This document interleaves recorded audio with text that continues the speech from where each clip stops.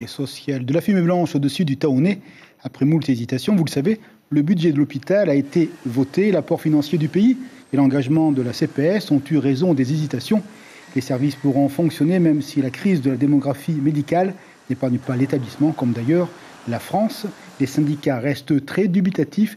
Ils doivent déterminer une logique commune d'action. Justement, nous en parlons dans cette édition avec notre invité, Myriel Duval de Force ouvrière. Bonsoir. Bonsoir. Merci Mireille d'être présente ici. Alors, ce vote de budget, ça vous donne quoi? Un sentiment d'amertume ou c'est quand même une bonne décision pour la vie quotidienne des personnels et des malades?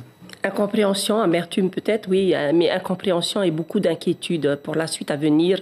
Et là, on va être confronté à une réalité, et vous l'avez bien cité, c'est cette baisse d'effectifs, cette fuite de compétences, et c'est ça la réalité aujourd'hui. Donc, voter un budget sans savoir ce qui va arriver demain, avec un budget insuffisant sûrement, parce que c'est ce qu'on répète depuis quelque temps, avec une hausse d'activité et des pathologies beaucoup plus lourdes, donc plus de temps à donner aux patients, avec moins d'effectifs, ça va être compliqué.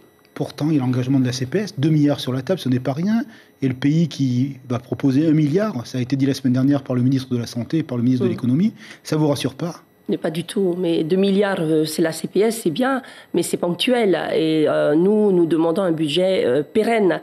Donc, il y a eu des études. Il reste à voir avec les ministres ce qu'ils pensent de la santé en elle-même, en général. Et donc, si on ne détermine pas exactement les besoins de cet hôpital à un moment donné, et ça a déjà été fait, puisqu'on a déjà donné des chiffres et tout ce qu'il faut pour que cet hôpital fonctionne bien, on ne comprend pas pourquoi il faut voter ce budget qui ne correspond pas du tout aux activités et aux besoins de la population. Ce qui veut dire que pour vous, rien n'a changé malgré le budget. Alors quel est l'état des troupes, le moral de l'ensemble des personnels de l'hôpital?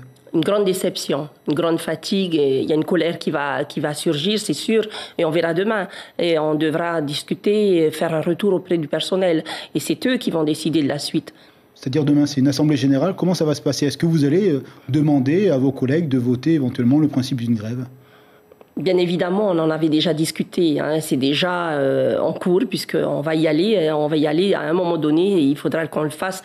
On n'est pas contre les politiques. On veut simplement faire entendre la nécessité de donner le budget qu'il faut pour bien soigner les patients, pour assurer de vrais soins et pour que la santé soit meilleure. Nous avons quand même le sentiment que ce n'est pas qu'une question budgétaire. Il y a quelque chose qui touche au moral, à la volonté, une profession ou des professions qui ont du mal à trouver aujourd'hui une réalité et une satisfaction sociale. On le voit en France. C'est la même chose ici, sur le territoire? Mais bien sûr, et puis nous, on a quand même une répartition géographique qui est complètement autre. On a des Iliens, on a des patients de tous les îles.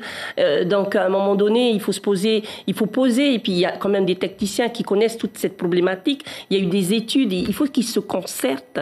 Et nous, ce qu'on demande, c'est simplement de répondre aux besoins de la population. On le connaît, même la CPS l'a cité dernièrement, elle va mieux, mais la santé des Polynésiens ne va pas mieux. Donc on voit bien quand même qu'il y a une cohérence dans ce qu'on dit. Donc à un moment donné, qu'est-ce qu'on attend?